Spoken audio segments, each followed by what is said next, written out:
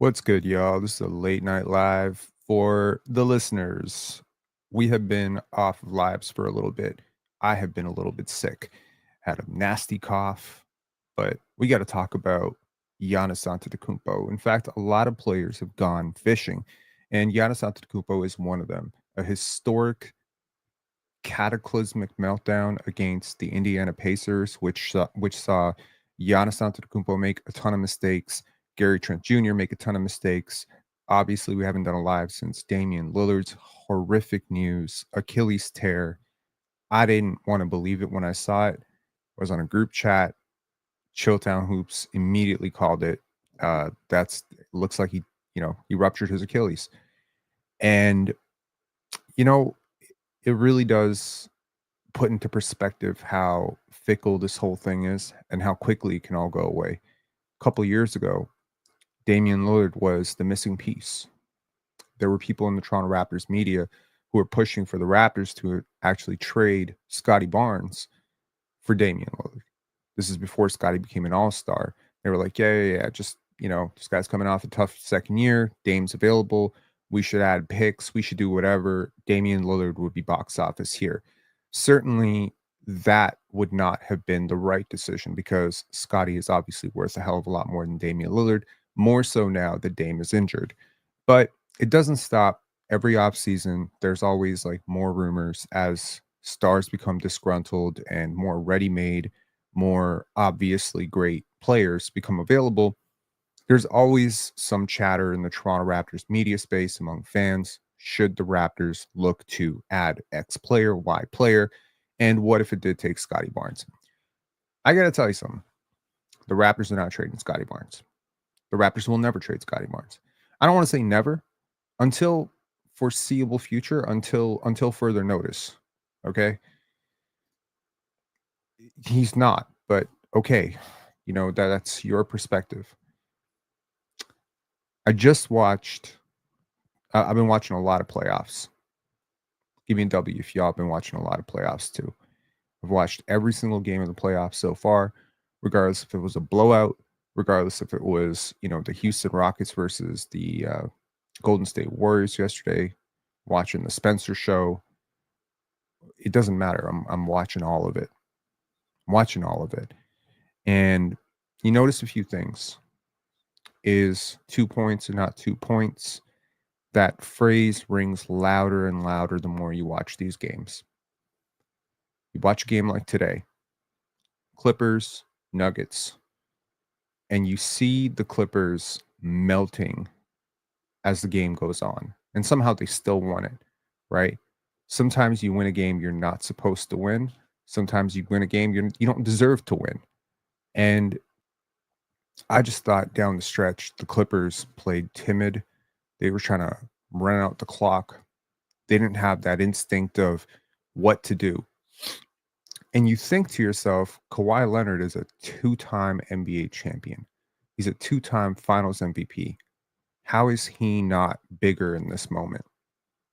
Right? I mean, he's great. Kawhi's been great. Kawhi is a great player. Don't get me wrong. But how does he not rise up bigger in this moment? You look at James Harden, one of the greatest scorers of all time, probably has more on-ball experience than any guard currently playing in the playoffs other than Steph Curry. How does he not rise up bigger in this moment? How does he make so many errors? How does he turn the basketball over the way that he does? And you start to value players like Manu Ginobili, Tim Duncan, Kyle Lowry, Marc Gasol. The reason I say this is because obviously it's been the 30-year anniversary for the Toronto Raptors, and due to it being 30 years, it's given a lot of us time to hear from some of the legends, hear from guys like Marc Gasol, hear from Danny Green, hear from guys. And there seems to be this just giant misconception that the Raptors championship came because of Kawhi. It did not.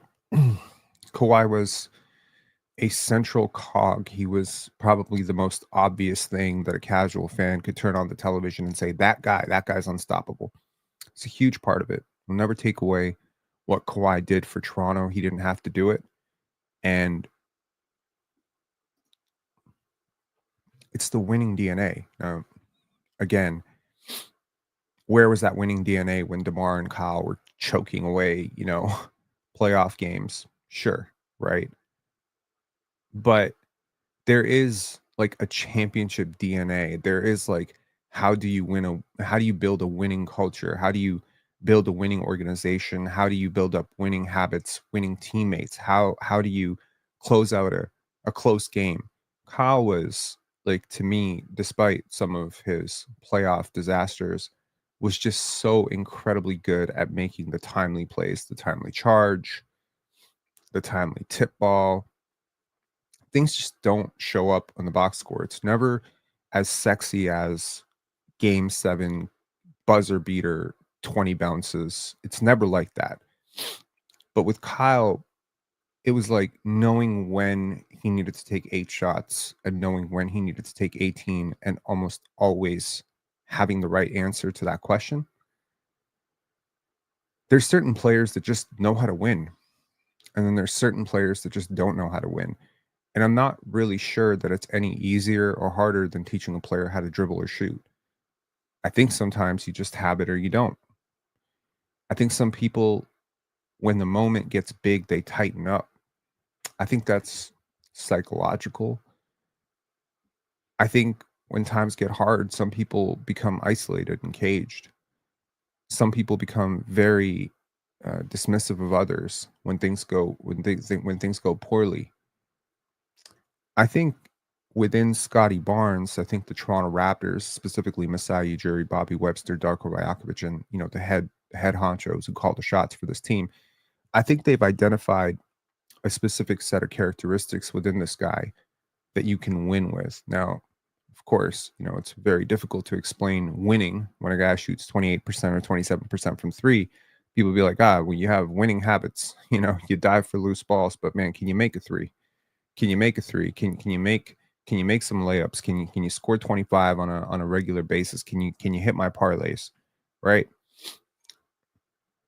Yesterday or the day before, the Raptors, they came out with this open gym episode. I highly, highly implore you to go check it out. It was beautiful. It's obviously a little bit of a fluff piece on, how important Scotty has been to the team culture and leadership, and in terms of, but it's all real. It's all been there. It's always been there. That's who he's been. That's who he's been since high school. You can talk to any player who's ever played with the guy. Whether he was the franchise guy or the second guy or the third guy, he was always a connector. He was always someone who was trying to bring people together. He was always trying to keep things light. There were stories about, at FSU giving everyone a hug before, team breakfast. And, you know, these things, they remind me so much of Kyle Lowry. So much of Kyle Lowry.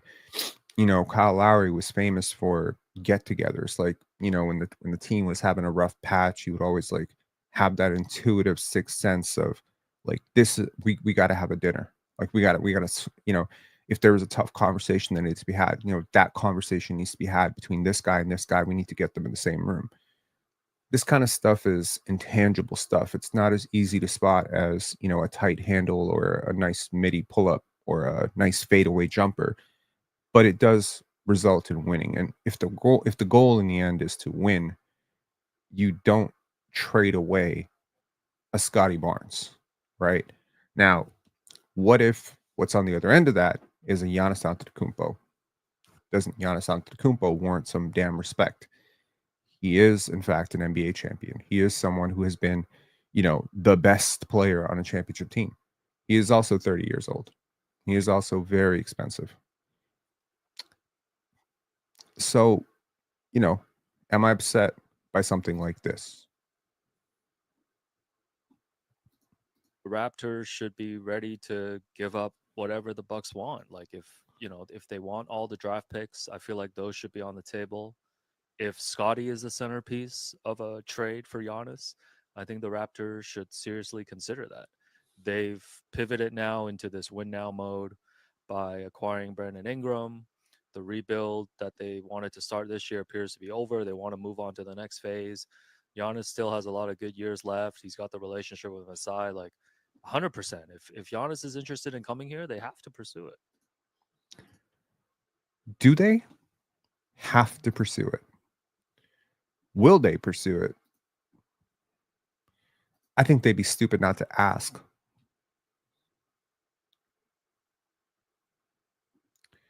But I How do the Rockets need? I do think that as far as Scottie Barnes goes, and I just listened to I've been doing a lot of connecting myself. You know, Scotty's a big connector. I've been doing a little bit of connecting myself. And in talking to a lot of people in the media, it seems like everyone's kind of bought into this idea that, okay, the Raptors have anointed this guy as the leader. They say it like 50 times a day. So it's like just in case you're like trying to say, is Emmanuel Quickly the leader? Is Brandon Ingram the leader? Is RJ the leader? No, no, no, no, no, no. Scotty is the leader. We want to tell you 55 times a day that he's the leader, and everyone's going to tell you he's a leader. And you know, Jacoby Walter, can you pepper in the word leader there? And you know, Jamal Shed, can you write in the word leader a little bit there? And you know, Brandon Ingram, can you talk about leading? And you know, it's kind of funny that way. But he is a leader, and he's embraced that. But it's just worth noting that while people accept that he's the leader, there seems to be a bit of an asterisk to that. Be like, okay, well, he might be the leader. Probably not going to be a leading scorer, though, right? Maybe not going to be your best player, right? I mean, he could be your emotional leader, like your rah-rah leader. He can be, you know, your spiritual captain. But if he's your best player, you're pretty much screwed, right? Like that seems to be the consensus around Raptorland. There's like a very hush-hush buzz around Raptors media that Brandon Ingram is already like considerably a better player. And I think I understand where it comes from because I think that we're more trained to see what Brandon Ingram does well. And I think in terms of just projecting upside and growth, we're not necessarily the greatest at it. I don't know how many old school basketball fans there are. I don't know how many of you old school basketball fans actually watch. I don't know how many of you watch like mid majors and college basketball. But there was a man named Jimmer Fredette who was a bucket for BYU. Bucket for the BYU Cougars. And the BYU Cougars and Jimmer Fredette went up against the undefeated at the time San Diego State Aztecs. This was like January 2011, I want to say. BYU is not supposed to be in this game. Jimmer Fredette went crazy. He had 40 plus points, and the BYU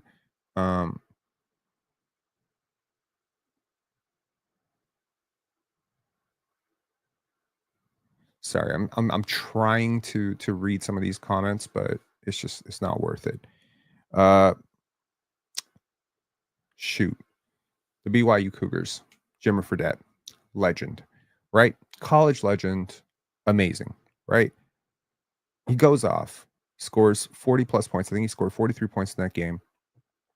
And there was a player on the other team who was really good. But you would be mistaken in thinking on that day, if you'd watched that game, that Jimmer Fredette was the best player that played in that game and that he would be the best pro that played in that game. In fact, he was the number one player picked of that game in the upcoming draft. In 2011 draft, Jimmer went 10th to the Sacramento Kings.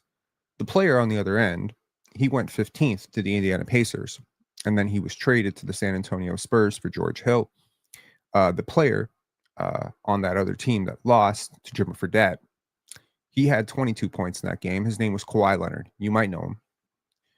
And he was deemed as a bit of a project, bit of a limited upside, you know, kind of guy. Played a few years in a mid-major. I don't know if you'd consider San Diego State a mid-major, but not a blue blood. It's not like they don't play the toughest they don't play the toughest schedule. Good defender, probably going to be, you know, role player in the NBA. No one thought star. There's so many players like this, right? Now, there's this old adage that you are who you are by year 5.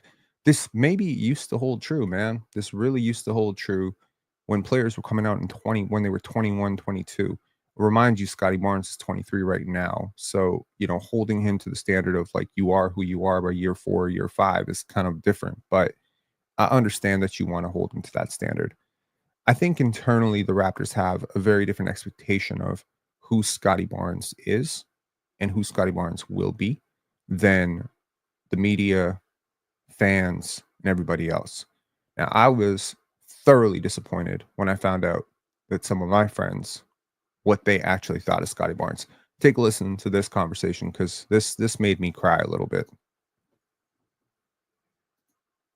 If he's good, what's bad? Seem to be. Like Oh, the guys my you Lord. just Yeah, said, he's not he that bad. bad. Yeah, he's not. Yeah, like I'm not listening 20 to points a bust game. conversations personally. Yeah, he's like, not to a me, bust. bust is like Hashim to be Anthony. Yeah, those guys. I forgot. We're talking about somebody Jalen said Green. Andrew Wiggins was a Jalen bust, Green's and I just was like, you not out your a goddamn very mind. good pick, but I'm not. Did they hit on him, Penn? Did the Rockets hit on Jalen Green? I totally understand why they took him.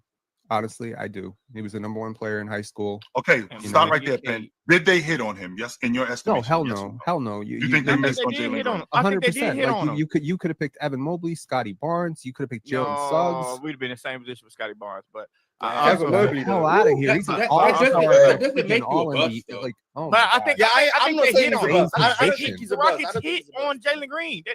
They couldn't pick the best player in that draft. To me was Cade Cunningham. They couldn't pick him, so you could say Evan Mobley. Yeah, I mean that's totally fine. But we wanted somebody to supposedly replace James Harden, and we didn't get him. He was but we the best hit on him. scorer in the draft. Yeah, he was the best That's scorer. what he was. Like, Jordan, this might be worse than the Dennis Schroeder, Derek White thing. I'm gonna be honest with you. Why? That was bad. What is bad? Because I said Scottie Barnes the same. Scottie Barnes is on a team that didn't make the playoffs the last couple years, and Jalen Green is on a team that made the playoffs. Same thing. Y'all in the East. Yeah, same thing. And Jalen Green averaged 21. I don't know why is that worse. Like I mean, I get you're a Raptors fan, but the Scottie Barnes Jalen Green thing, in my eyes, they're the same players. To be honest with you, like I mean, Scottie Barnes doesn't solve that. Well, that's crazy. I'm not saying that. they're the same But Scottie players. Barnes Scottie does Barnes a not better solve defender. the- He's a better defender. He doesn't He got a lot of solve the opportunity perimeter, like, to do a lot of scoring stuff, but Better the team finisher, still sucks. better defender, better But decision he maker, doesn't better solve Yeah, that. but the passer, team better still processor. sucks. What are we? The team still sucks. Okay, let's pretend we live in bizarre world and Scottie Barnes is still the same player. You still could have picked Evan Mobley. You still could have picked Jalen Suggs. You don't think Jalen Suggs helps more? I would pick Rob Jalen Robinson. Green over Jalen Suggs better, by the way. But regardless, PM for your Scottie Barnes matrix. What's what I'm gonna say about this? Scottie Barnes, if the Raptors become good, Scottie Barnes won't be their best player. I'm gonna tell you that. Like, if the Raptors become a championship guy, writing this down. Scottie Barnes won't be to their best. bring I you will back to guarantee this. you that. And I will guarantee you that if the Raptors become also any type of good, they won't be. Scottie Barnes won't be their best player. He might be their. Well, they got third Brandon best player. Ingram though. Don't forget that, Jordan. Yeah, so when Brandon Ingram start playing, Scottie Barnes gonna be Is their Brandon second best Ingram player. better than Scottie Barnes? Yes, Brandon No. Ingram's better than him. Yes, he is. No, he's not. That means you're basically saying Brandon Ingram's better than LeBron James. I just want you guys. Oh boy. Now, here's the thing. Oof. Right. What do you say to that? Right. I don't think anyone's hating, man. I think people are entitled to their opinion on Scottie, right? I think if you're doing the math, Scottie and Cade have both won 2 playoff games in their life. Jonathan Kuminga's 125. Is Jonathan Kuminga better than everybody? No. If you want to look at points scored, then I guess Jalen Green's a better player. If you want to look at rebounds, maybe Evan Mobley's a better player.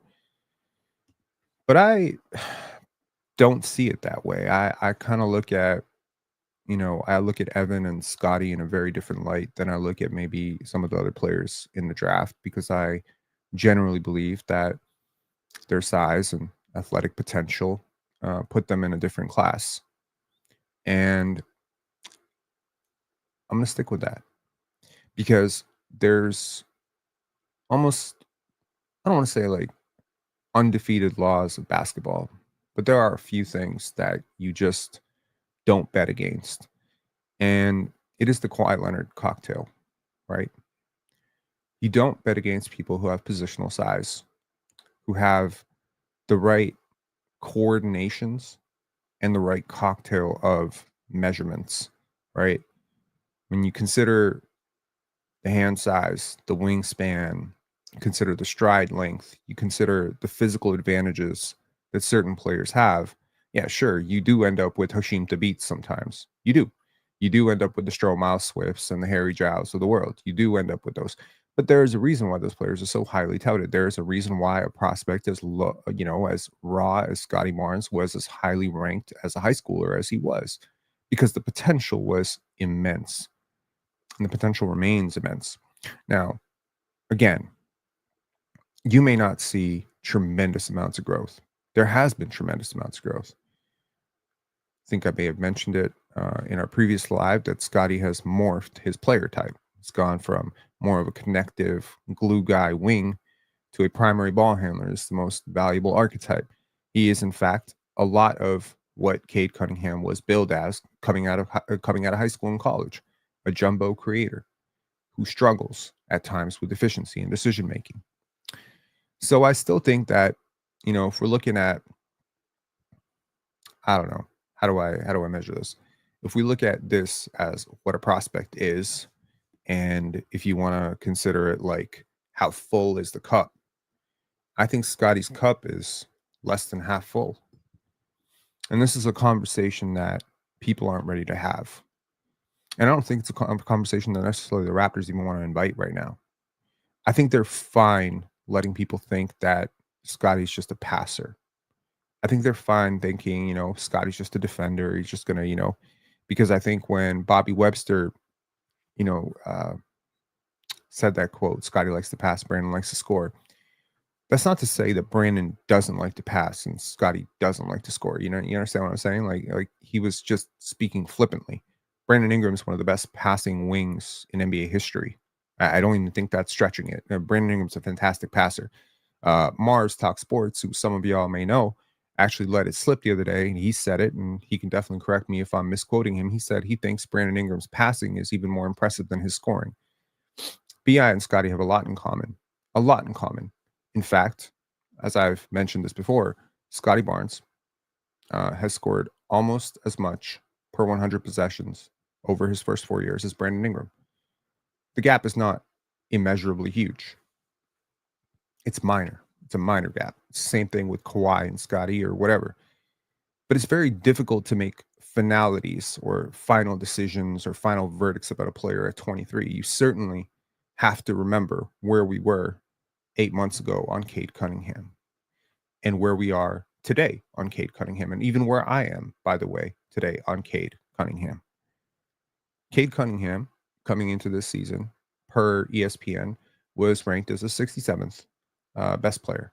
Scottie Barnes was top 50. So the player that y'all think right now, who was in a winning context this year and was put in a winning position, and granted did a lot of the heavy lifting to get his team into that winning position, he was at least 25 spots lower than Scottie Barnes, according to ESPN. The Cade Glazers, by the way. ESPN has never been notably high on Scottie Barnes. They had to put him in the top 50 because he made All-Star.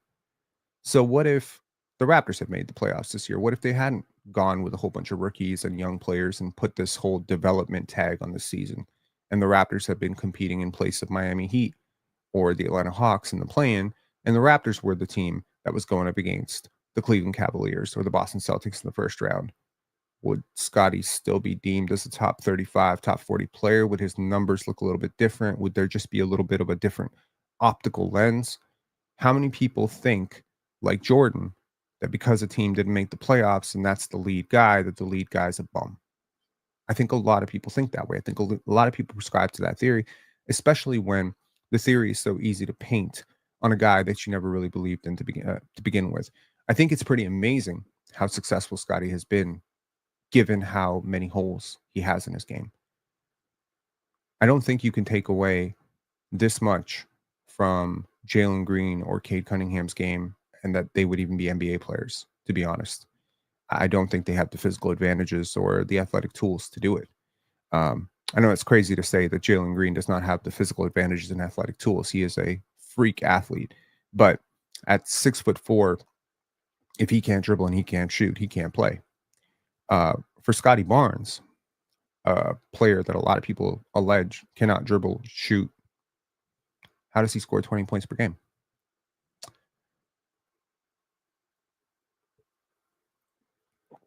It's kind of questions you have to ask yourself. You know what I mean? It's kind of like, you know, and maybe my view on Scottie is a lot different than a lot of people because um,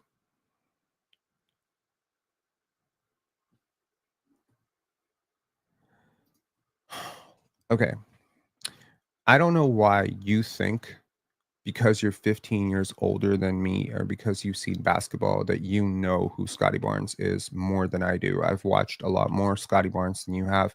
I've probably watched a lot more basketball than you have. And frankly, you being 15 years older, 50 years older, or 500 years older, I really don't care if you're a fucking werewolf at this point. It doesn't move me. Um, you just saying things over and over again, not convincing me jack shit.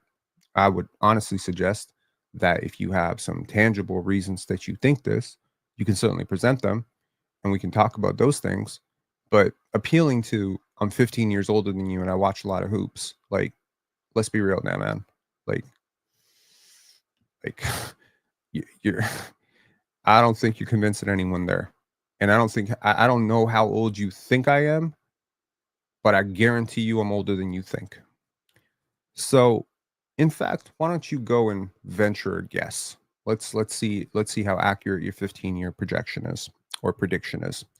Now, what I'm saying is that it's difficult to succeed when you have so many holes. I think it's just common sense, right? Scottie doesn't have the wiggle, he doesn't have the manipulation. It's like you obviously see the holes. Like you'd be stupid not to see it. Like you really would have to be dumb, right? I have said as go back as early as like 2 years ago, and I have said that there were 16 and 17-year-olds in AAU that I thought had more advanced handle and more advanced shot packages than Scottie Barnes. Problem is, we are so fucking obsessed in this day and age with bag work that we don't really understand that basketball isn't really about that. How many hot sauce like handles, how much hot sauce handle does Jokic have or Domas? These guys are very fantastically capable basketball players. Imani Bates probably looks a lot better to a casual fan. And there's probably casual fans right now that cannot imagine a world in which Sam Merrill, the 60th pick, is better than Imani Bates. It just doesn't make sense to anybody who is kind of subconsciously programmed into thinking about bag. Now, where I was going with this before this lunatic got me off track here was that I used to be a tutor. And, again, I'm not saying Scottie's being tutored on how to play basketball, but tutoring, there's like a growth curve. You get to see people go and learn and advance and ask questions, and you sort of pick up on patterns. And if you're reasonably intelligent, you can sort of piece together what the markers of success will be and maybe the markers of failure will be. And thing is that sometimes you come across a kid that kind of blows your mind a little bit. Maybe it's a kid who doesn't quite grasp the language but is picking up things faster than people who completely speak the language fluently. And you just kind of start to dance a little bit in your head and you just say, like, when that thing catches up to that thing, and then that thing connects to that thing, this kid's going to skyrocket. There's certain kids who pick up things in 2 sessions that it takes other kids 28 sessions to get. There's certain kids that you have to correct 2-3 times and they still don't get it. And then there's kids that, you start to speak and they're just like, no, I know exactly what I did. I remember from last time. It's intelligence. It's absorption. I think most people who've taught anybody at any level, and I'm sure Daryl, who's in the, he's a teacher, he could probably speak to this as well. There is just that, there's sort of like that openness to experience. That's something that you realize, like with a lot of people, there's the neurons that fire together, wire together, right? You play a certain way, you dribble the ball a certain way, you shoot a certain way for a long enough period of time, your body starts to connect the dots of when this happens and this happens and this happens, and then suddenly someone comes along and tries to correct your elbow alignment, and you're all frazzled and you don't know what to do with yourself. Scottie is like in a science experiment right now. And they fundamentally every year are trying to change his game. This is not the path that Jalen Green and Cade Cunningham and Evan Mobley are walking. Okay. Evan Mobley's path is linear. It's extremely linear. In fact, a lot about Evan Mobley. Been following his game since Compton and USC and like Compton Magic and USC and just shit, man. Like this dude was an advanced ball handler at a very young age. Him and his brother Isaiah, like I mean, the ball skills, everything was there, man. The fluidity, the shot making, it's just coming. You're seeing it more. They're allowing him to try it more. But this is always who he's been. Straight line driver. There's nothing that Evan Mobley is doing on a basketball court right now that should shock anybody who's been watching Evan Mobley since he was 16 years old. It's all perfectly exactly who he's been. Cade Cunningham, Jalen Green, same thing. Jonathan Kuminga, same thing. Josh Giddey, same thing. It's not that they're not getting better. They're getting better. They're getting better. But they're getting better at exactly what they're supposed to be getting better at. But not Scottie. I implore you, there's plenty of footage online. Go watch Scottie Barnes NSU tape. Find me one instance, if you can find it, of him getting the ball in the mid post, surveying, taking two dribbles, and fluidly turning it around and taking a baseline fadeaway jumper. I don't think that tape exists. It's simply not there. It's not there. It's not that he wasn't showing it. He couldn't do it. It's nothing to that. This was a guy who had a high handle, very straight line driver, a lot of transition opportunities, very instinctual basketball player, got away a lot on being stronger, bigger, a lot of bully ball, a lot of, I wouldn't say pretty, but very bully ball type of awkward finishes, never overly efficient, touch around the rim, but decent enough that you could sort of project some upside there. Not a great shooter. Shooting form has changed drastically, completely since grade 11. Multiple times, by the way. Body has changed completely. Position has changed several times. Defensive tendencies have changed several times. What this is telling me is it's new all the time. You're not building on like some exoskeleton of some player he's been practicing to be like for 15 years. He's not perfecting some version of Scottie Barnes. You're not getting Scottie 1.0, 2.0, 3.0. No, you're getting Sir Scottie Barnes, Scott Wayne Barnes. You're getting like different people. You know what I mean? Like consistently. LaMelo Ball is a great example, actually. You watch LaMelo Ball at 13. Go watch him. Plenty of tape online. Now go watch that player on one screen. Go watch who he is today. And yeah, he's way better. It's the same player type, though. He's doing the same shit. It's just better. Trae Young, same shit, but better. James Harden, same shit, but better. Kevin Durant, Texas, same shit, but better. It's so rare that you see a player just fundamentally change the core identity or DNA of their game and then try to perfect it against NBA competition. Like the idea that you could even do that is just bizarro. There have been players who've done it though, right? Like I don't think you could watch Tracy McGrady in high school and then watch Tracy McGrady with Orlando Magic and be like, yes, that definitely was how that was supposed to go. I don't think that was supposed to go that way. I think there's a lot of different ways that Tracy could have turned out. And I think the version that I saw in Orlando kind of blew my mind. Paul George is another example of a player that just kind of came out of nowhere for me. I mean, like there was a handle, but it wasn't like that. Paul Pierce, I think some element of Paul Pierce kind of surprised me a little bit. There have been, I I can't think of an exact number or an estimate of number of players who've done this type of transformation.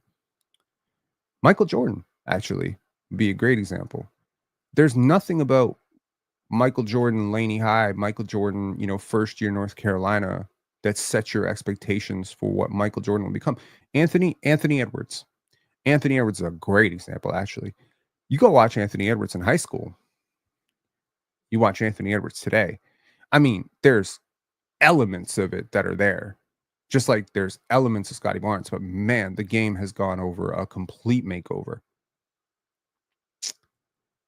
Again, this kind of stuff, you really have to think about it. And I think the Raptors have, man. I don't think you park, $200+ million into a person and try to, restructure your entire championship core and shuffle the deck and move out OG and Pascal and Fred. I don't think you make these decisions haphazardly. It's not just about money. It's not just about money. If you don't get Scottie Barnes, if you don't hit on Scottie Barnes, Pascal Siakam is still here for sure. OG is still here. Fred is probably still here. Jakob is probably, a bigger part of what you're doing right now. RJ, IQ, BI, probably not here. And you're just trying to piece it together. I think when they found Scottie Barnes, I think they understood that this was a longer term vision. And I think the same person who identified Scottie Barnes also identified Giannis Antetokounmpo. And I think he understands what this thing is supposed to be. And, ironically, yes, Kawhi is another example. There's nothing about Kawhi at San Diego State that necessarily Pascal Siakam is a guy who completely made over his game. Joel Embiid. There we go. There's another one. Joel Embiid. Now, it's interesting because Pascal, Joel Embiid, we're talking about guys who picked up the game way late. Hakeem, way late, right? There's no way you watch Hakeem Olajuwon first year as a freshman at Houston and you're like, yeah, this might become one of the most skilled post players of all time. I don't think that was necessarily all there. I mean, the baseline was there, like the footwork was there, but the skill package and how he was scoring, I don't think that was there. So, point being, as much as the Raptors are willing to temper expectations in the media and, the front-facing part of everything and, willing to let Scottie sort of mature on his own, right? Find his footing on his own. I think the most optimistic version of him is probably still going to be like a 25 to 27 point per game scorer who can get you a bucket anytime he wants. What an idiot. Shea and Jokic might be like the best examples ever. Honestly. Jokic actually is not a good example. I apologize. Jokic was this player. Like, I hate to tell you this, man, but like I've talked to plenty of people who watched him when he was 16, 17 years old, like live plenty of times. Like they were just like, bro, like this is who he's been. This is what he's been doing. He's just allowed to do it more at the NBA level. He's obviously, honed his craft, but like this is who he's been. He's been taking elbow jumpers and throwing passes over his head across the court like his whole life. Okay, that's just who he's been. Shea is a great example, I think, of just a meticulous DeMar DeRozan. Shit, like I think DeMar, like, no, I don't think. You know what? DeMar deserves a lot of credit there. He was a run jump athlete and he became like sort of a mid post tactician. Like, DeMar deserves a lot of credit too. Point being, over some period of time, work can rebuild. It can rebuild a broken game. And I think the Raptors are sort of maybe being mathematical about this in terms of hedging their odds. Like, I don't think I would be I don't think I'd be telling the truth if I told you I know 100% that Scottie Barnes is going to be an MVP candidate. I cannot say that with a straight face and be like, yeah, I know 100%. Of course, I want to believe that, and I hope that's true. I don't know if I can tell you that that's definitely where he's going to end up. I don't know if I can tell you he's going to be a first-team All-NBA guy. I don't know if you can. I don't know. I don't even know at this point if I can definitely guarantee he's going to be a second-team All-NBA guy. And certainly, a 23-year-old that you can't guarantee will be a second-team All-NBA guy. Maybe you should trade that guy for Giannis. But I also can guarantee you that I cannot guarantee you he won't be an MVP candidate. Right? I think when you project players, it's so inexact, right? I was looking at, I think I was mentioning this. Jamal Shed was like the 55th ranked player in this mock draft I was looking up last year. And Quentin Post, who's getting regular rotation minutes over Jonathan Kuminga and guys like that. That dude was like the 60th ranked player this time last year. This time last year, every mock draft had Quentin Post going undrafted. A year later, he's like he's in the playoffs playing with Steph Curry, and he's like majorly impacting winning. So I think what I'm saying is scouting is not exact at all, right? Reminder, Jimmer Fredette went over Kawhi Leonard in the draft. People who are paid millions of dollars to scout players had Jimmer Fredette over Kawhi Leonard. Mock drafts had Jimmer Fredette over Kawhi Leonard. This wasn't a Rafael Arujo, Bruno Caboclo thing where, oh my God, they reached for Jimmer Fredette. No, Jimmer Fredette was widely considered a top 15 pick. So when you project, and I think this will be applicable for, the Raptors' upcoming draft. I mean, it's worth noting that it's May 2nd, so the NBA draft lottery is just 10 days away. And the Raptors may get some lottery luck. I really hope they do. But when you're looking to scout players, I think the best thing you can do is make a very, very educated guess, right? I think you can make an informed decision based on characteristics that you know are known to succeed historically. I think hard work, openness to experience are proven to be good things in the NBA. I think strength and positional size are known to be good things. I think playmaking, touch, feel, our basketball IQ, these are good things. So leadership, that sort of sense of timing, good things, right? Good response to fearful situations, generally very good thing. Scottie Barnes walks in, first playoff game ever. I mean, again, we are so quick to forget this "what have you done for me lately" crowd that we have. First playoff game ever, walks in, 2 rebounds shy of a triple-double, stomps his foot out on Joel Embiid, steps on his foot. He's in crutches. He's barely walking. We think Scottie's done. Team goes down 0-3. He comes down on 1 foot. He comes back on 1 foot. Huge part of how the Raptors extended that series to game 6, man. We won 2 games, and that guy was like playing on 1 foot, and he played his heart out. That showed me something. I don't give a fuck what you think. Maybe you only care if you won the series. I care that he came back to lose. Do you understand what I'm saying? You know how many people look at that and be like, yo, my foot is busted. Nobody will hold it against me if I don't come back. And my team is down 0-3. Why am I going to come back? So I can break my foot? I missed the whole summer? But he's just like, yo, I can walk, I can play. I didn't even believe that he was coming back. When a friend of mine who's close to Scottie sent me the text, got surprising news for you. And then turned out my phone and I saw a video of Scottie dunking in the pregame. I was shocked. I mean, he played commendably. Again,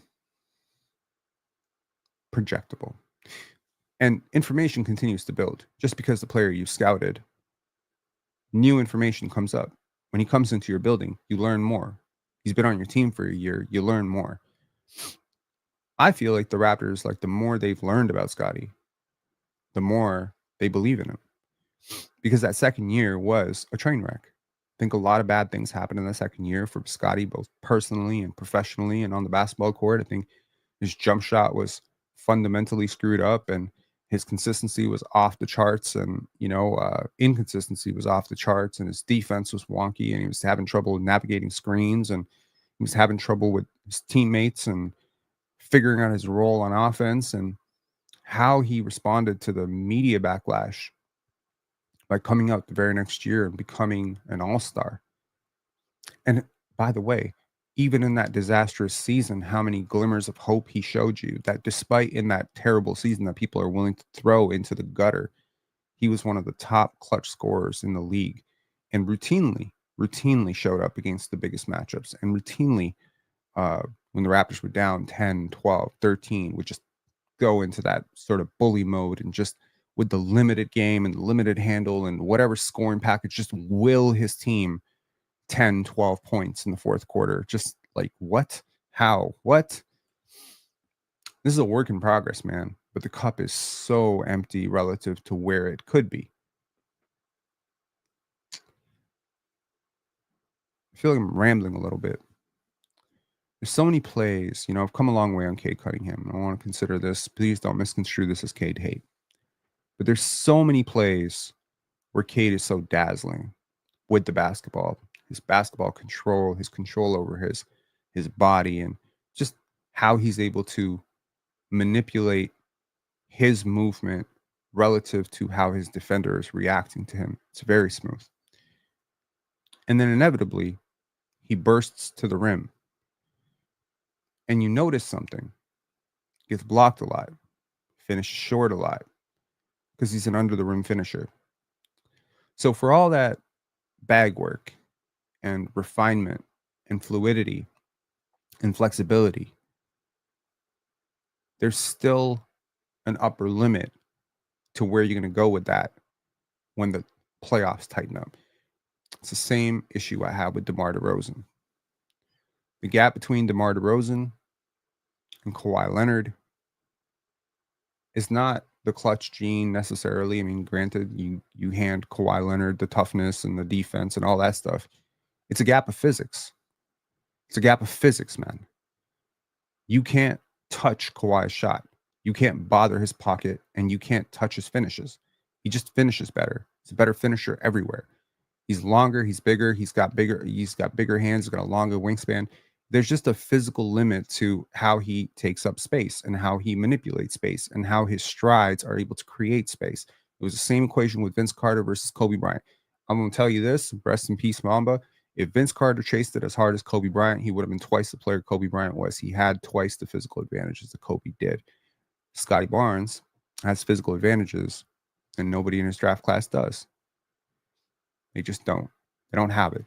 Now, fluidity, you can become a little bit more fluid. Some people still, feel like his handle is a little bit too upright or he's a little bit too robotic. That can be fixed. I've talked to many trainers over the last year, and, it's not an unfixable issue.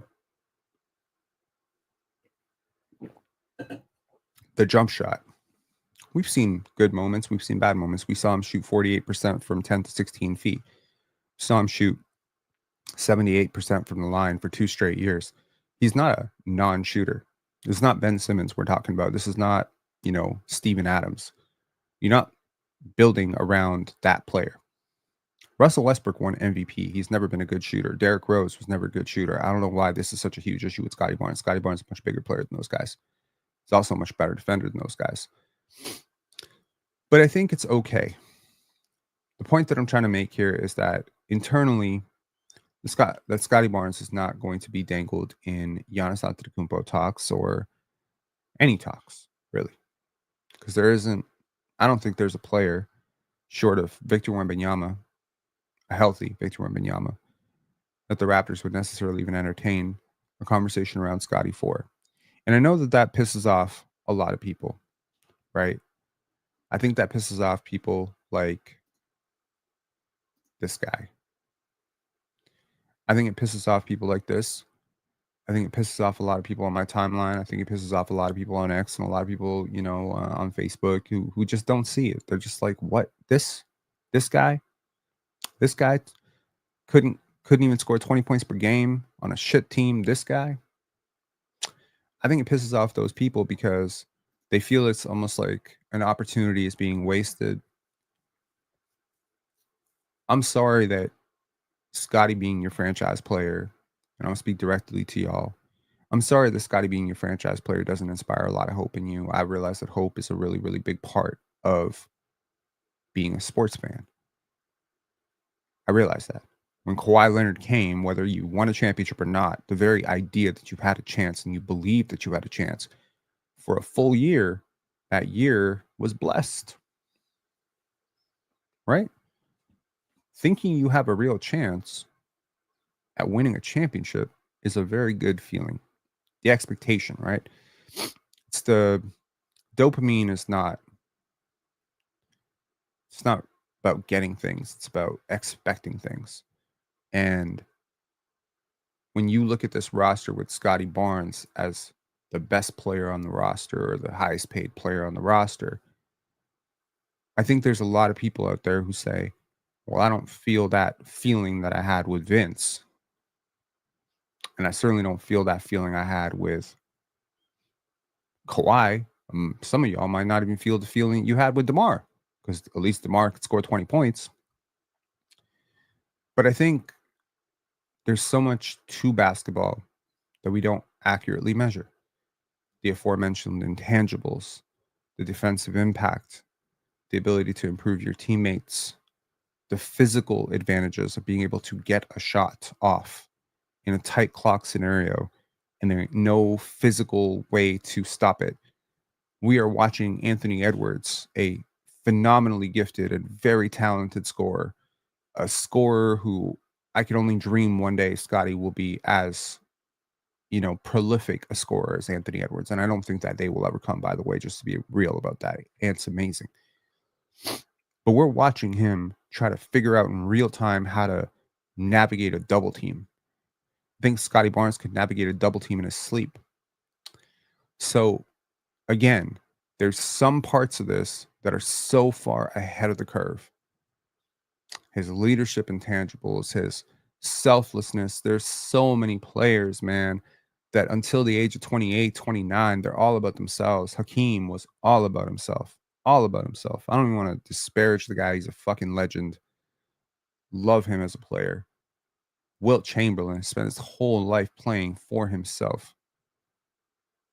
Bill Russell, in today's age, Bill Russell, I don't think people would respect Bill Russell very much. I think far too many analytics nerds will be tearing apart Bill Russell's game, talking about how the Boston Celtics are the worst offense. Bill Russell never scores efficiently. Wilt Chamberlain scores more. I think the same people who want to trade Scottie Barnes for Giannis Antetokounmpo are the same people that think Wilt Chamberlain's a better player than Bill Russell. But, Bill Russell had that sort of intuitive ability to make his make his teammates better. He was a great defender and just instinctively understood whatever my team needs for me to win. Whether that means pushing the pace, whether that means making the right pass, whether that means making a deflection, or whether that means, stacking up 16 blocks, none of which are going to be recorded on the box score. Bill Russell did anything and everything to win. When you identify that quality in a player, you don't trade that player. You build that player and you pray. And maybe you're praying on a remotely vague outcome. Like maybe you're just hoping that that player becomes some version of a top 20 player in the league. And then you just work with it. You'll work with it because that personality, the person, is what you're really building around. But I really do believe that there's a world in which we talk about this, we look at this video 5, 6, 7 years from now, and you tell me that actually even I was selling Scottie short on the type of player he could be. Because no one but Scottie, not his trainer, not his mom, not his dad, not his siblings, not his friends, nobody but him. Literally, nobody, not his coaches, not his high school coaches, not his best friend, nobody understands the vision that he has for himself better than him. Nobody understands what he's willing to do to make that vision happen. Nobody understands at what point he's willing to stop in his mind and say, yeah, I'm good enough. With Shai Gilgeous-Alexander, we haven't met that limit yet. I'll guarantee you right now, win, lose, draw, Shai Gilgeous-Alexander coming off a season in which he will prohibitively be the favorite to win MVP. I hope he does win it, where he will win MVP, where his team may win an NBA championship, where he will be crowned as one of the greatest guards of all time, having one of the greatest guard seasons of all time, drawing comparisons to Michael Jordan, Kobe Bryant, widely considered the best guard in the NBA right now, bar none, no conversation. And I can guarantee you, whether he loses in the next round, the round after that, or whether he loses in the finals, or whether he wins at NBA finals, that nothing will change. That he will continue to dissect his own game, that he will continue to want to get better, that he will continue to chase perfection, because that's who he is. That's why he's great. That's who he is. That's who he's always been.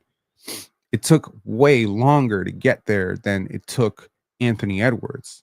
Shai Gilgeous-Alexander was not a first overall pick. Shai Gilgeous-Alexander was not, this consensus 5-star guy that everyone thought was the National Player of the Year and was going to be, a future Hall of Famer. Nobody penciled him for that. He was considered maybe a nice 3-and-D role player with some upside coming out of Kentucky, right? Carter Bryant right now, for Arizona, nobody sees him as a future star, superstar. If he becomes one, it'll be on his own merit, but it'll also be because there's sort of a tortoise and hare argument here of rise over run, like some people stop. Some people stop. Some people get complacent. Some people get gassed up. Some people don't stop. Some people are relentless in their pursuit of excellence. DeMar DeRozan certainly could have stopped. DeMar DeRozan gets better every year. He gets worse at certain things too. That's just father time catching up with him. But DeMar DeRozan is a relentless worker and a perfectionist, right? There's new wrinkles to his game every year. There's new counters, new moves. Damian Lillard, Steph Curry. I mean, shit, Steph Curry. Oh, man. I wish social media was an even bigger thing when Steph Curry was coming up, man. Steph Curry, 7th overall pick, scored like a demon at Davidson. But, it's funny. People want to act like Steph came onto the scene and it was a foregone conclusion from day one that he was going to be one of the best point guards of all time. It wasn't even a foregone conclusion. He was the best point guard on his own damn team. His general manager or consultant, what the hell was Jerry West? He had to fight for him to stay. Did not want to trade him. Fan base was very upset. Nah, how can you trade Monta Ellis? Trade this bum Steph Curry and his broke ass ankles. Look, man, greatness. I don't even think you're great. I don't think you can be great if you don't have haters. Scottie has plenty of haters, so he's probably on a good track. That's how I would view it. Franz is a fantastic player, man. I think Scottie's a better player, but Franz is a fantastic player. I think people are not really attuned to necessarily value the Franz archetype. I'll tell you another player that I felt this way about, that I feel about Scottie and Shai, and that was Jason Tatum. Coming out of Duke, got to know a lot about Jason Tatum, studied a lot about him, very, very convinced about him as a prospect, and watching him achieve so much success early on in Boston, kind of had that question. Is he going to stop? Is he just going to rest on his laurels? Kind of had a sophomore slump. And then that third year, I was just like, I know. Win, lose, draw. This guy is just too dedicated. It's something you just learn not to bet against over time, right? I wouldn't bet against Scottie Barnes if he was 6'5" and had a 6'9" wingspan. The fact that he is 6'8.5" and has a 7'4" wingspan with the size hands of Shaquille O'Neal, it just makes me not want to bet against him even more. There's so many complications, as I've mentioned many times on these lives, to becoming a good ball handler when you have his physical dimensions. But I know that he's figuring it out. I know that handle gets tighter every single year. I can see it. I hope you can see it too. I understand that the shot wasn't where, we all wanted it to be this year.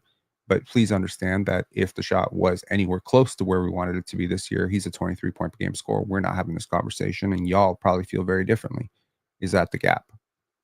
19 points per game, bum. 23 points per game, future Hall of Famer. I don't know. But these numbers, they cannot be removed from the context of what the Raptors tried to achieve this year. Now, give me a W if you caught Scottie Barnes live on Twitch, where he, let slip or, trust, that we're going to be in the playoffs next year, whatever. I have seen Scottie Barnes when winning is the objective. And I have seen Scottie Barnes when winning is not the objective. Something that I said about Scottie Barnes in year 2 was that I don't think Scottie Barnes would. I was really happy that Scottie Barnes was in Toronto because I didn't think that he would have survived the shithole that Detroit was. And it's not to say anything about city. I just mean the organization and the situation in Detroit and how much they were losing and Killian Hayes and the dumpster fire that was, the management and the coaching rotation and all that stuff. I don't think he would have handled it well. I think Scottie Barnes genuinely hates losing. And I think when you hate losing and you've only ever played to win your whole life and you only know how to play to win your whole life, when you take winning off the table, your entire motivation goes away. I think a lot of people probably incorrectly assumed that Scottie Barnes was playing for a supermax this year, right? I think it's an easy thing to sort of project your own values onto a person that has nothing in common with you. I don't think Scottie Barnes plays for supermaxes.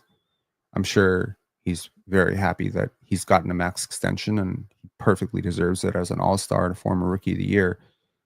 But I certainly don't think that Scottie Barnes plays for stats or that Scottie Barnes would ever try to play to average 25 or do any of that stuff. There's plenty of games this year that we've seen where he could have taken 4 or 5 extra shots at the rim and he chose to make a pass instead. If your only concern is the numbers, then I tell you that when it comes to Scottie, in a non-winning situation, the numbers are definitely lying to you. If your concerns are the aesthetics, then I would say I agree with you, but also that aesthetics can change because work magnifies and work amplifies over time. I know I'm preaching to the choir. I know there's a lot of Scottie Barnes fans here. I think there's probably groups or segments of people, some maybe who see Scottie as a good all-star, some who see him more as a third option, fourth option, more in the vein of Aaron Gordon, and some who may see him as, a future franchise player, that type of guy. I hope there's someone who doesn't fit the bill of he's just not even, and he's not even going to be like a starter. I know I caught an interview with Mike Roach and Leo Routens where Leo's like, I don't think he's ever going to average 20, 25. And you're just thinking to yourself, bro, he was just averaging 24 for a whole month, a year ago. Averaged 24 for, half a month this year. There's so many stretches of Scottie's career where he's shown you glimpses of exactly who he can be. I believe that he will put it together next year. I believe that. Whether the numbers reflect it how you want it to reflect it, if it, I don't know if it'll be as clean as 23 points, 10 rebounds, 8 assists. I don't know if it'll be that type of statistical jump, but the impact metrics, that EPM, BPM, value over replacement stuff, I think that shit is going to tick off the chart next year. I would not be surprised at all if Scottie is most improved candidate next year. Will be shocked out of my mind if he's not an all-star next year. I'll tell you right now, depending on what the Raptors do with the rest of their roster, and certainly there's plenty of the offseason to talk about what the Raptors could do with the rest of their offseason. I would be certainly surprised if the Raptors are not a playoff team next year.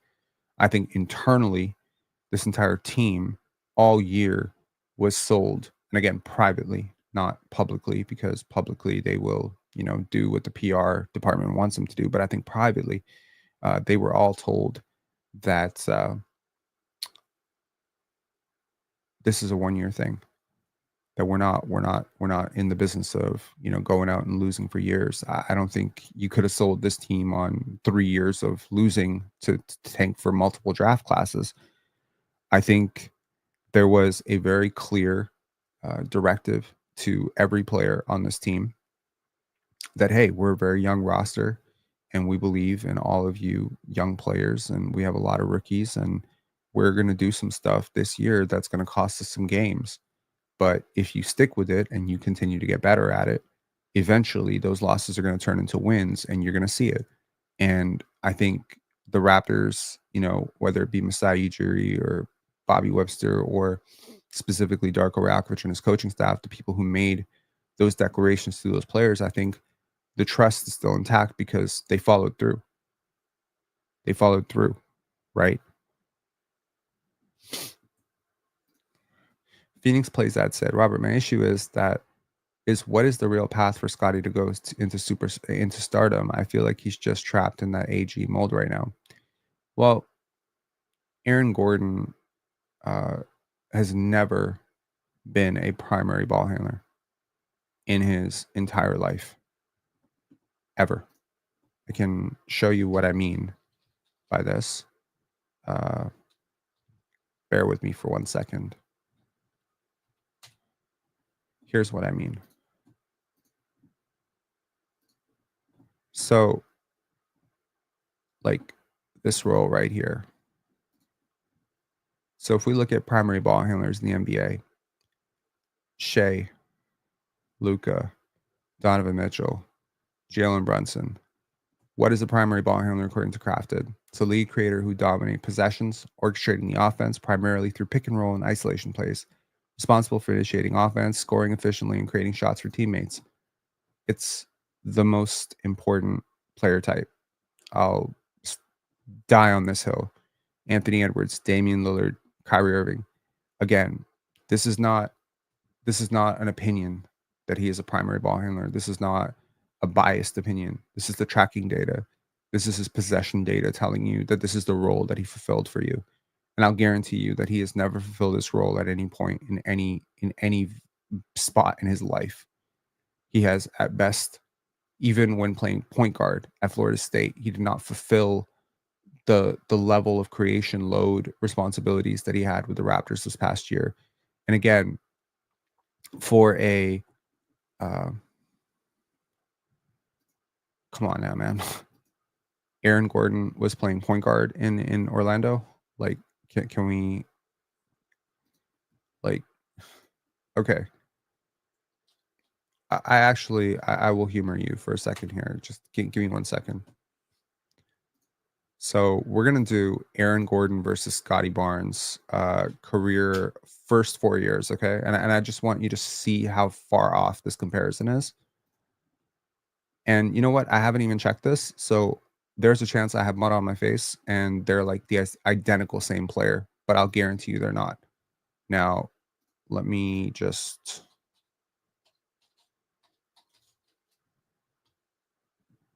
Okay, so let's retire the Aaron Gordon comparison, shall we?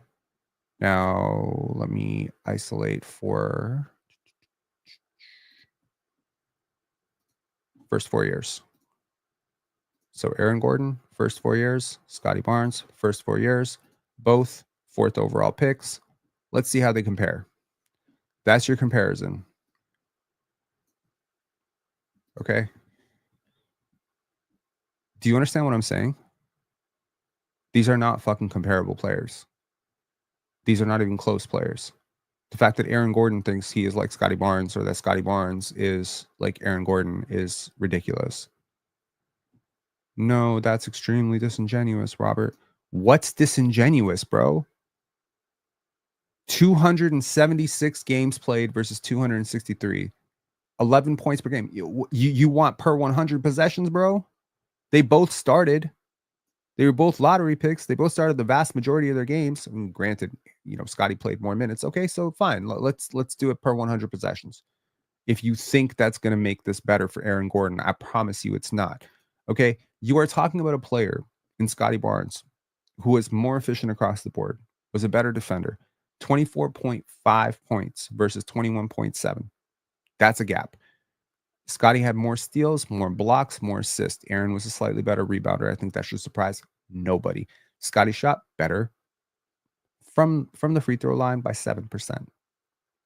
That's impressive. All right. The impact metrics are where I really think you lose me. Aaron Gordon, for his first 4 years, Okay, but what is the Aaron Gordon mold? I'm telling you that Aaron Gordon has never touched Scottie Barnes' load and creation responsibilities. What is the mold? To me, mold cannot be like some sort of code speak for some secret language that you're speaking that I don't understand. Why first 4 years? He was a year younger than Scottie. Oh, come on now.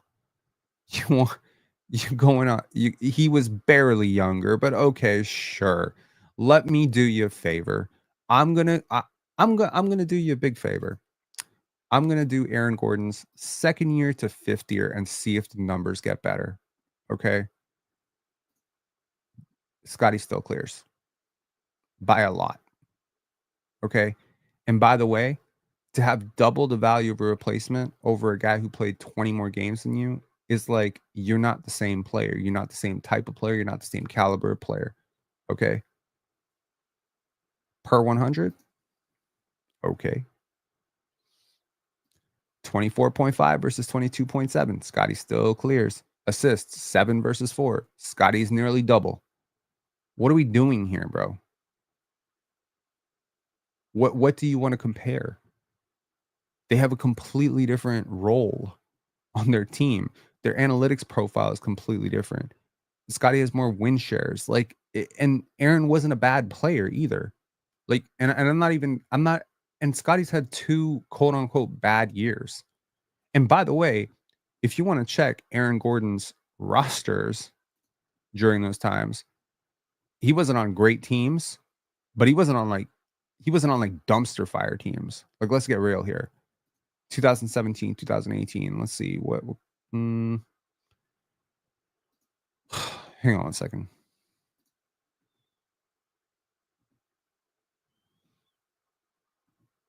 I mean, was he ever his team's best player? Not really. Vucevic, Terrence Ross. I mean, these are not good teams at all. They're not winning teams. I'll give you that. So they were both losing. They did plenty of losing. But here you go. 18, 19, 42, and 40. Let's see what happened with Aaron Gordon here. So Aaron Gordon averaged 16 points per game. Congratulations. Like, bro, Aaron Gordon has never even sniffed being an all-star. What are we talking about here? Aaron Gordon has never cracked 18 points per game. Like, why is this the comparison? I think Scotty's a better defender. Like, straight up, I think Aaron Gordon's a great defender. I think Scotty's a much better defender. I think Scotty's positional versatility as a defender is a cheat code. It's the same thing that got Ben Simmons paid a max contract and was getting him garnered like as one of the best defenders in the NBA, was the fact that he could switch 5 positions. I feel like Bam Adebayo gets a lot of credit for being able to switch. I think Scottie Barnes should get that same credit. I think he's on that level as a defender. Okay, here's my problem with you, Phoenix Plays Ed. If I do the same thing for year 3, you're going to look like an absolute moron. But if I do the same thing for year 4, you're going to be something closer to where you want to be, because you want to prove this point so badly. You want so badly for Scotty to be Aaron Gordon so that you can be right. I don't necessarily get it, but why take that, right? Like, why, what? Like, I've shown you Aaron Gordon year 2 to year 5 versus Scotty year 1 to year 4 because you complained. Like, you just want to take every single. Okay, well, you have access to the internet, I assume, if you're on this. So to do it yourself. I feel like I'm wasting time. I'm comparing him to players I don't fucking care to compare him to. I've compared him to much better players, and he's stacked out very favorably with Giannis, with Kawhi, with guys like that. Okay. So look, Scotty is in a different conversation than Aaron Gordon.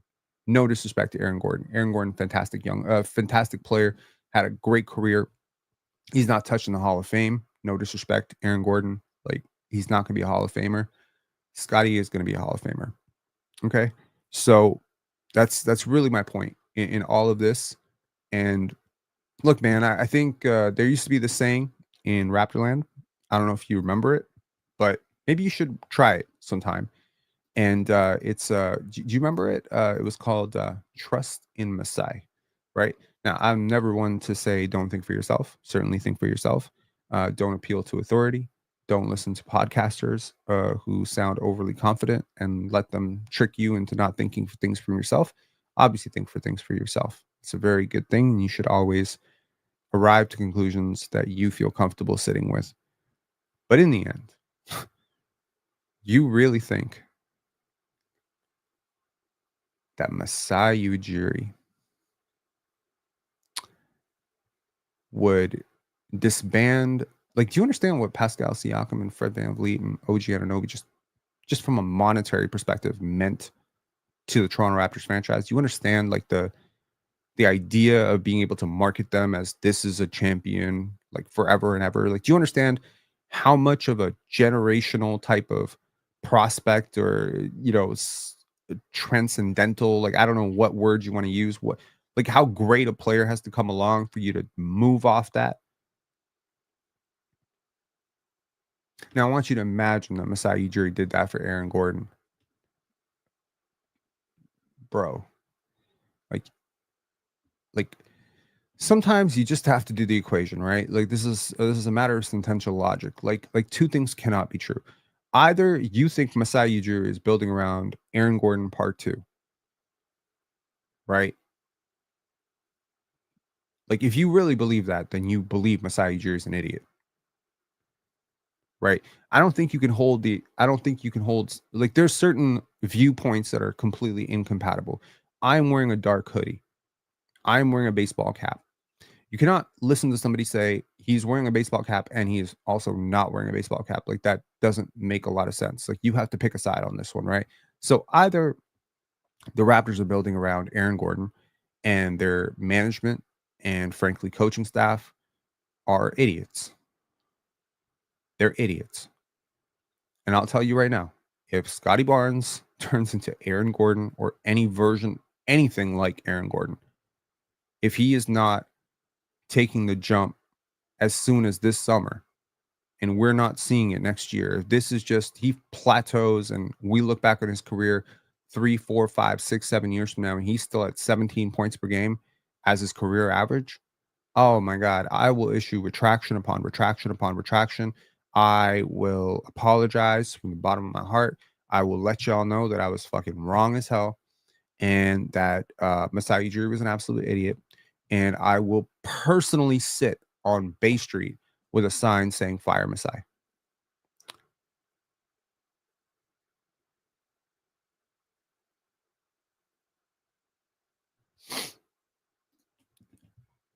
Rob, honestly, comparing him to AG and laughing it off is not crazy, but you putting Scottie on the same level convo as Paolo, Wemby, Ant is crazy. Scottie is absolutely on the same level as Paolo. I don't know how you can. I don't know how much of a differentiation you want to make between those two players. Paolo is bigger. I think his offensive game has just come along more beautifully, but defensively, Scottie is on a completely different planet than Paolo. He's way better.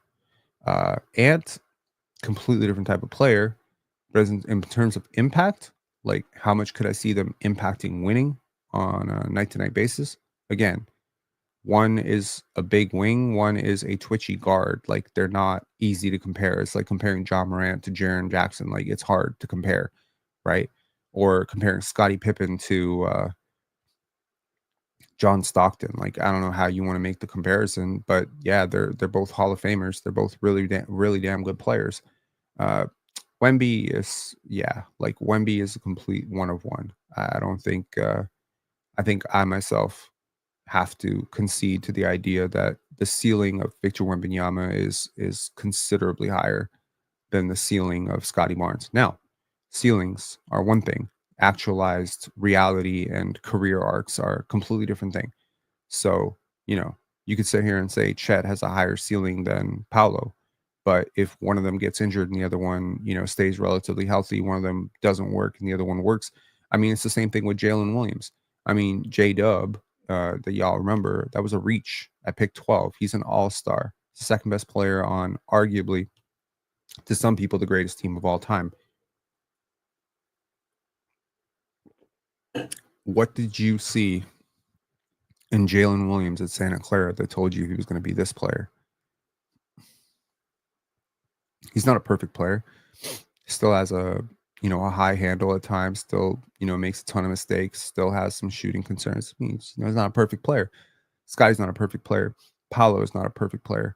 Paolo had plenty of struggles this year, but I definitely don't think that it's crazy for me to put Scotty in Paolo talks at all. I don't think it's crazy to put Scotty, Cade, Franz, Paolo in that big. I think they're all going to be future All-Stars.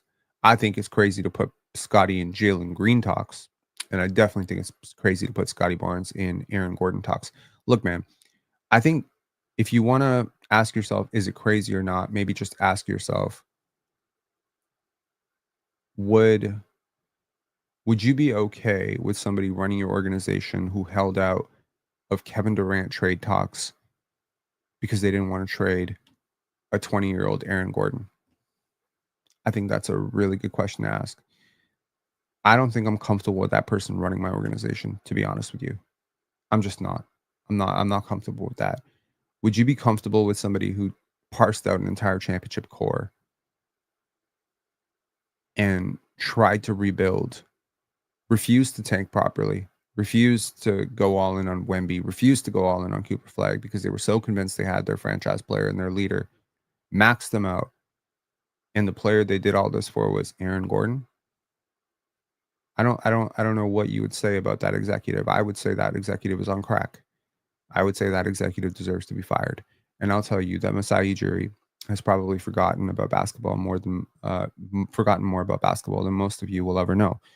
And I think that his eye as a scout and his relentless sort of stubbornness to believe in his guys, because I think Masai's uh, great blessing and sometimes great curse is that he is very, very patient.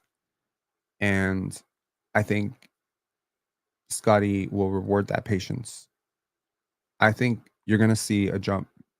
I think you're going to see a jump this season. I think he took it last season, but I think between the hand injury and funky lineups and the context of the season kind of getting out of hand, you didn't completely get to see it. I think you saw pieces of it. I think you saw bits and pieces of it.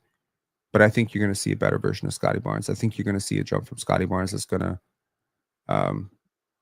what's the jump? I think the handle will be tighter. Again, I said something very similar about Davion Mitchell, if you remember correctly, about December 8th. I said, Davion, like I see the jump. Like, I've been waiting for years in Sacramento for Davion to finally figure out how to run a pick and roll and, not run around the court with his head cut off. Like, he really struggled with the speed of the game, coming out of Baylor. And I think it really limited his ability to do what he does so well defensively because he was just such an albatross negative on offense for Sacramento. But I noticed, with Davion over that little stretch leading into December that the mistakes were getting progressively better. And I called it then. I said that Davion was going to shoot better, and he did. And I said that I thought Davion was going to be much more competent, and he was. And I thought he was going to be much more capable as a lead handler, and he was. And, naturally, he ended up doing it for Miami, and I'm perfectly happy for him. And I think he's extended his NBA career. And I also said that Malachi Flynn was not an NBA player in his third year. And I got called a lot of names for it. My receipts on this are, my track record on this is actually pretty decent. So, again, projecting Scottie Barnes, I think you're going to see a tighter handle. I think that's going to be like the first thing you're going to notice when you see him play basketball is that you are going to see that like tighter handle. I think you're going to see more measured footwork. What do I mean by that? I don't know if it'll ever get to the level of fluidity and explosion and sort of like the dynamicism of how Anthony Edwards does it, where he's sort of like dancing on the court. But there is sort of like, does your left leg, something my basketball coach used to say is, do your feet talk to each other? I don't know if anyone else's basketball coach has ever said that to them, but sometimes it feels like you have these big men, sometimes. And again, like we're so used to NBA players now being like absurd heights, like 7'1" and 7'2", and moving around like freaks like Wemby and Chet, that we don't even realize most players who are 6'5", 6'6" are deeply uncoordinated. They're so uncoordinated. It's so much easier to be coordinated when you're like 6'3", 6'2" than it is when you're 6'8", 6'9". A player of Scottie's size should never be coordinated. When they're coordinated, that's when you know you have an NBA player, because it's so damn rare. Harry Giles was so damn rare because he was 6'9" and he could move around like a guard.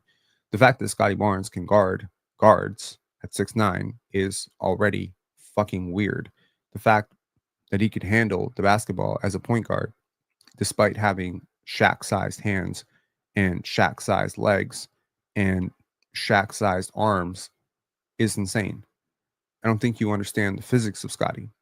So again, it just takes longer for someone who has those advantages to turn what feels at this moment like weaknesses into actual strengths. Because again, like,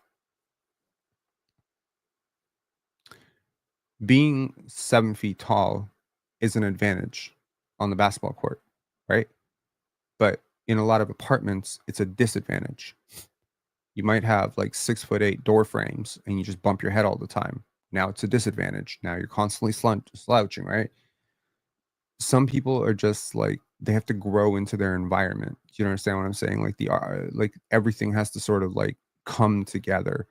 So again, like you might think that because Scottie loses the handle, when he's doing a crossover on a fast break, that he's not working on his handle. I'll tell you that the physics of a player of his dimension trying to pull that move off is like, he might be one of the first players in NBA history with those dimensions to pull that move off. Like, he's walking uncharted waters here. Now, it's not always super smooth. Like, sometimes Wemby has those big Gumby moments too, where it's like his feet are in France and his hands are in Israel. Like, he, you know what I mean? Like, he's just all over the place sometimes. We all have, like, I mean, I'll say we all, but big athletes have unique challenges. But in the end, Wemby's 7'4". You know what I mean? Like, you're not going to change that. Like, so yeah, his high center of gravity means players get to push him around. Like, there's plenty of times where Wemby got absolutely dusted by Alperen Sengun, and a lot of Wemby haters were like, see, he's going to get pushed around forever. It's like, yeah, he has a really high center of gravity. That's one of the disadvantages to being 7'4". You know what I mean? But he also can block 10 shots in a game. There's your advantage. So it's like with the same thing with Scottie, right? Like, on the one hand, you want to harp on the disadvantages because, he has big hands. So it's like the shooting is hard. And, he has long arms. So the shot form is hard to get into a repetitive way. And he has, I apologize. I'm still a little bit sick and I'm almost running out of water, which means y'all running out of live. But and I want to thank Medved for the super chat. It's our first super chat of the month and probably the first super chat of the week. Giannis plus mid-range shooting of BI would be a formidable duo. Scottie can sway a game on defense alone. But if Scottie doesn't take a leap and improve in the offseason, I would trade him for Giannis. You know what? I respect your opinion. I obviously disagree. I think if Giannis is like a system unto himself, Scottie is a considerably better passer than Giannis. And I don't think that the day is far where it'll be clear that Scottie's also the better defender.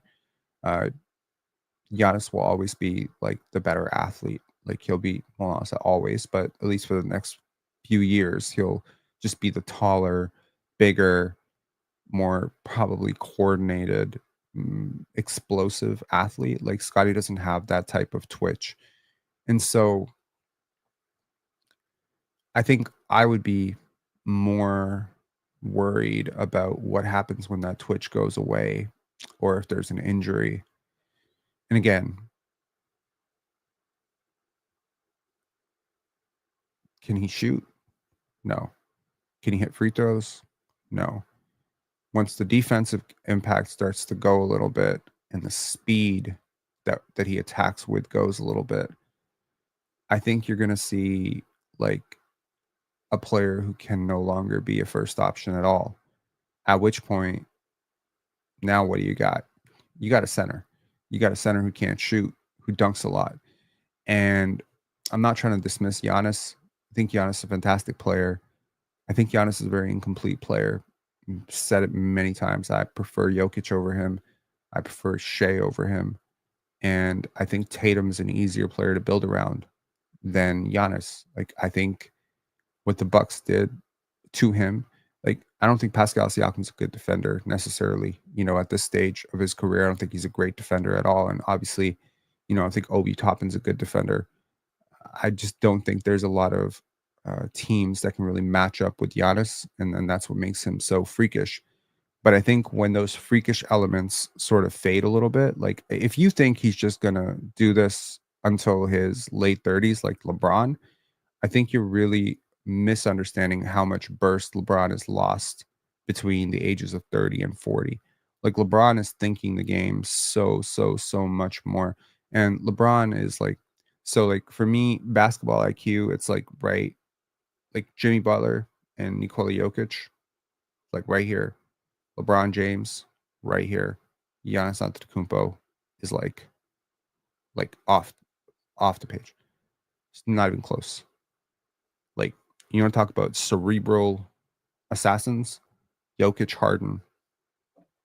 That's like Jokic, Harden, Butler. There's probably like a few more names I would put up there. Like just ultimate basketball IQ, crazy vision, right?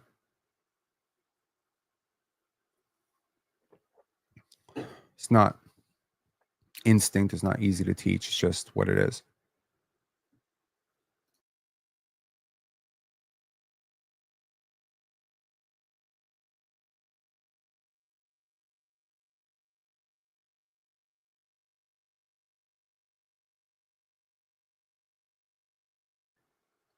Sorry there. I had to mute myself because I had to cough. And I had to cough because I am sick. Anyways, I think that's a good time for me to call it a night. It is past 3 a.m. This has been probably a pretty slow paced, very boring, probably repetitive for some people live. But I just wanted to throw it out there that I do expect a jump from Scottie this year. I don't think you're necessarily going to spot it as a parlay watcher and be like, oh, well, now look at that. Scottie Barnes averaging, throwing up 28 points every night. I don't think it's going to necessarily translate like that. I think, can you all hear me now? You can hear me now, right? Hang on, let me just double check here. Yeah. I don't think it's going to necessarily translate like that, but I think you're going to see a more consistent impact. I think there was a period of time where he was like closer to like 6.5, 7, 8 boxes minus, and I think that was in year 3, and I think he's just so much better today than he was back then. I think the defensive attention that he's getting today was so much greater. Like the amount of attention that just having Brandon Ingram on the court, and I think a lot of people misconstrue that statement, and they take it to mean that Brandon Ingram is now coming to save Scottie or something like that. No, like they help each other. Like good players help each other. I think I see this criticism constantly of someone like Jason Tatum as well. Like, oh, Jason Tatum has no pressure on him because Jaylen Brown can take over. It's like, yeah, that's what good teams are, bro. Like not everything has to be Jordan and LeBron, like there's Larry Bird too, right? Like there's Magic Johnson too, right? Like there's other examples in NBA history of just great players who played with other great players and then made other great players better. So I think Scottie would just benefit so much from the attention that Brandon Ingram gets, but also from having a hopefully full year with a healthy Emmanuel Quickley, having that shooting around him. Hopefully, a really, really good lottery pick who could be, hopefully a bit of an athlete and a bit of a defender would be nice. Take some of that toll off of him. I was listening to an entire breakdown of Andre Roberson, and they were saying like how it was such a great thing to have Andre Roberson in OKC because it allowed players like KD and Russ to rest a little bit on defense so they could save their legs a little bit for offense. And I just think that people just don't care how much of a break guys like Paolo and Cade sometimes get to take on defense so they can save their legs for offense. But those are the same people who are so quick to sit there and crucify Scottie for having low efficiency numbers at the rim or low efficiency numbers on his jumpers. And they don't realize, bro, not only is he doing like the star thing, not only is he bringing the ball up, but he's also doing the Andre Roberson thing. Like, he doesn't get a break. When he got a break, it was with OG and Pascal, right? OG plus Pascal was, in my opinion, like the perfect thing because that meant on offense, he had help, and that meant on defense, he had help. The minute you took one of those two guys out of it, I feel like the whole thing sort of fell apart. So you may have replicated some version of it, and I suspect you may have replicated in a better version in Brandon Ingram with what you have with Pascal. What I think you now need to do, and you probably should be your biggest goal this offseason, is to replicate what you had with OG by getting Scottie that type of defender next to him, because that will be like the real game changer for me.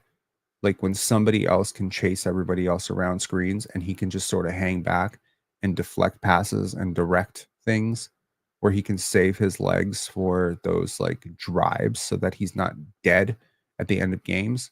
That to me will be the real game changer, because again, man, I watch a lot of playoffs, and you realizing now more than ever, it's like the way we going towards these more European style offenses, like everything is more movement.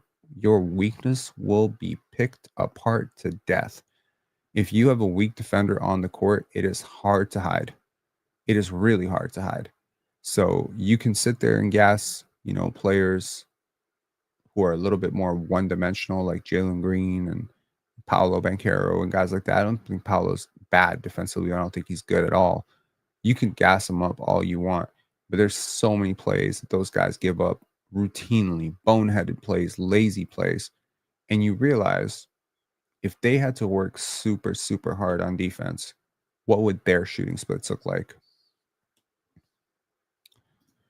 Sure.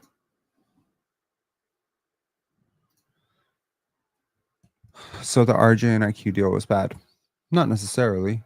I mean, it's not bad. It's not like you didn't get anything. You got two very valuable pieces. Now, the point here is to find a way to replicate what you have with OG. I have been pushing for a reason for someone like a Carter Bryant. I think, if I had a little bit more faith in Colin Murray Boyle's jump shot, I'd be pushing for Colin Murray Boyle's. I don't think Ace Bailey solves the problem, but certainly Kaman Malawach becomes the type of rim anchor, hang back big, occasionally switchable big, who could help a lot. Again, defense is all about pressure. Offense is all about pressure. When you create pressure at the rim offensively, you're breaking down the defense. When the other team does the same thing to you, they're breaking down your defense. So again, your point of attack defense has to be a lot more. I think it's just you exert yourself much, much more at the point of attack if you don't have rim protection. I feel like you can scheme it a little bit better when you actually have the personnel to protect the rim. And clearly, if you do get that archetype of player on your team, like a Rudy Gobert, I'm not saying Kaman Malawach is Rudy Gobert, but some variation of that, then everybody's life becomes a lot easier. I don't think Anthony Edwards has to work as hard defensively as Scottie Barnes. I really don't. I just genuinely feel like that rim protector back there, having better defenders around you, is like Jason Tatum's a fantastic defender, very switchable, very versatile, very multi-positional in terms of places he covers on the court and the types of matchups you can put him on. Again, having a big like Al Horford or having a big like Kristaps Porzingis cleans up so much of your exertion. Even having players like Derek White and Drew Holiday, I think the big game changer for the Raptors, and I think like one of the biggest swings for how their season will go, whether it'll be good or whether it'll be great, because I have no doubt that the Raptor season will be good next year, barring, you know, reasonable injury luck. 2022 Jakob. I think you might be gassing up 2022 Jakob. I think you need like 2019 Jakob, and maybe even a better version of that. Maybe 2020 Jakob. Like, I don't think Jakob's been a great rim protector for a long time. He's not bad though. Just to clarify, he's not bad. He's not great, but he's not bad. He's not a bad defender. Jakob is a good defender. Jonas Valanciunas is a bad defender, right? Like, Jakob's a decent defender. He's not Marc Gasol though. You understand what I'm saying? Like, that's what you need. Like, what you need is like an actual rim protector, rim deterrent who can actually protect the post and, you know, swipe down and get deflections. Like, you just need like a defensive stopper at the 5. And I don't know where you get that player. It's not an easy archetype to just find in the draft. And certainly, you know, there's no rookie who's going to come in there and be great at it from day one. But hey, I'll let you know that Donovan Clingan, Khalil Ware, Eve Macy less so, but you know, to him, some extent, Zach Edey, there's plenty of bigs in last year's draft who performed competently well on the defensive end. It's not rocket science, right? If you simplify the role a little bit. Anyways, how do you feel about Grady Dick? He feels sort of out of place. I feel great about Grady Dick.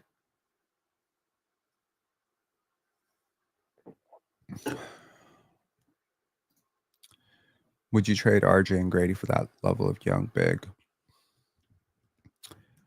Give me a name. Who is the young big?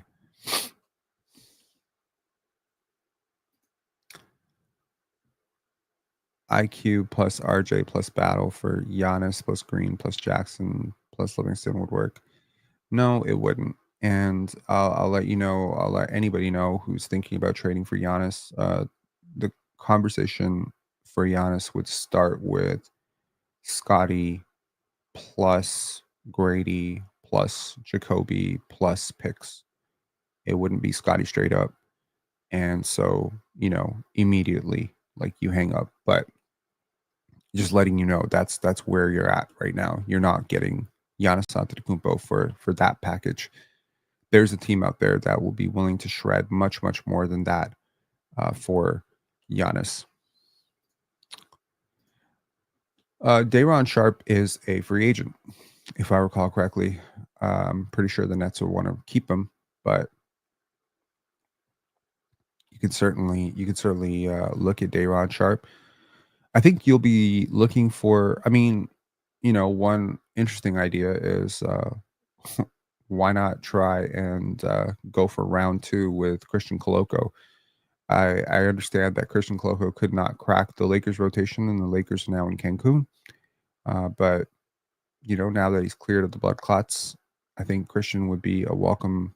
Obviously, Masai believed him enough to draft him, and I have no idea how he feels on the subject. But I know that he's friends with Ulrich, and that he's known to Ulrich, and you know, that he still has good connections here, and did nothing really bad happen. And he's a clutch client. So, look, you know, if he's not in the plans for LA, and again, I have no idea. Again, LA now has Luka, so they're looking at lob threats. They could be looking at veteran bigs, and you know, if JJ just does not want to play Christian, if they have seen enough, then I would love for the Raptors to take another shot at Christian Koloko. That'd be great. He's a fantastic shot blocker. He's a good short roll playmaker, and I would love to see what Darko could do with him for 1 year. Paul Reed is a good defender. He's a pretty good defender. Day'Ron Sharpe, Paul Reed, there's plenty. I feel like you need like an impact, upper impact level defender. So I don't know if any of those guys necessarily fit that bill. Like the actualized healthy version of Jonathan Isaac might be what you're actually after here. But no, I don't think you need to give up RJ and Grady for it. And honestly, like to the point of Grady and RJ, I think as many steps as RJ took defensively, I still think, he's a liability on that end. And I certainly think Grady is an even bigger liability on that end. So, and I think what I was saying earlier was, the gap between good and great season. So good being like 42 to 43 wins and great being like 54 wins. Where the hell did the Raptors come from? Oh my God, I can't believe I doubted them. Darko Rajakovic is coach of the year. Scottie Barnes is like an all NBA guy. Oh my God, this team's amazing. What the hell happened here? Trump's tariffs really woke them up. I don't know what the narrative will be if the Raptors win 50 plus games next year, but I think the gap between 42 and 50 is actually just Emmanuel Quickly. What level of defender he's willing to be, how much he's willing to connect on that end. Because I do think with a 6'8" wingspan, a 6'3", he should be a hell of a lot better than he really is. A lot better. Like, I think RJ can participate in a decent defensive lineup. I don't know if Grady can participate in decent defensive lineups unless that defensive lineup is being anchored by Hakeem Olajuwon. So I think Grady needs to get a lot stronger this summer, and I hope that he does it, because I think if he doesn't, he'll lose his spot. I'm not saying he'll lose his spot. I think he won't lose his rotation spot, I don't think. I think they have a lot invested in him, and he's a lottery pick and all that stuff. But I think if you're looking at this from a future thing, like Raptors team building philosophy, what is Grady Dick? What is Jacoby Walter? I think Jacoby's taking a step next this summer. I would bet every penny that Jacoby's coming back a fundamentally better player next year. He's going to be better. You'll see. I promise you it's happening. Come tell me when it doesn't happen. It's going to happen. Jacoby is going to be much better. So if Grady wants to kind of keep up and be a part of this and not sort of fall back a little bit in how the Raptors kind of view him going forward, he's going to have to take that jump physically that he didn't take last year. And granted, he did come into the season, he was great. And I just think there's a version where Jacoby and Grady become these incredible wings that can play off of each other, can play for each other, can play with each other. It's such a luxury to have two players who can do all the stuff that these two guys can do. I just really hope that they both figure it out in time for to be a part of this, because again, I think the Raptors are going to be looking to be really good within a couple of years. And so Grady doesn't necessarily have the luxury of being Ousmane Dieng here. He doesn't get to be 4 years away. I mean, yeah. If Grady Dick can turn into Christian Brown, that would be great. Fundamentally, very, very, very different players. I'm sure the Denver Nuggets wish that Christian Brown was the scorer, shooter, whatever that Grady Dick is. And I'm sure Raptor fans would wish that Grady Dick is ever the type of defender and, transition. I don't want to say athlete, because I feel like that would be sort of selling Grady Dick short. I think Grady's so underrated. I really do. I feel that in my gut. I feel that. I just think his defense is holding him back and his strength is holding him back. Anyways, guys, thank you so much for tuning in. I hope this live was interesting to listen to. It was just sort of a ramble, a 2-hour ramble post sickness. Just wanted to do a live, get one of these off, right? Sometimes you don't do these for 4 or 5 days and you just start to feel like, oh my God, I don't even know if I can do this anymore. I've been on the panel a couple times this week. It's been cool. The draft videos are still up. It's good. Still working on my big board, which is so fucking weird because we're getting closer to the lottery. And I'm like, shit, I still haven't finished my big board version 1.0. What's going on here? I don't have any necessarily new thoughts about the draft other than there are a record low number of early entrants in the 2025 draft. So that kind of sucks for any of maybe the hopeful part of me that was hoping that some gem would fall into the undrafted heap. And I'm like, shit, NIL is going to kill all this shit. But at some point, there's going to be a draft class with 270 entrants, at which point the Raptors are going to get 2 undrafted guys. So we'll see. we'll see how that goes. But I'm looking forward to doing more draft content. I do have a friend of mine who is a draft analyst who would like to come on and do a similar conversation to the one that we did like a week ago. That was great. And so we'll set that up hopefully this weekend, but possibly early next week. So that'll be great. I have a ton of great questions to want to ask him and get into like some of these prospects a little bit more. But right now, it was 1:30 in the morning, and I just wanted to talk about my favorite player and let y'all know that he's not Aaron Gordon. He's a really, really damn good player. And I think the world will soon recognize how good Scottie Barnes is. Any thoughts on the federal election? Not really. Congratulations to Mr. Carney. All right. Peace, guys. Enjoy this. Have a great night.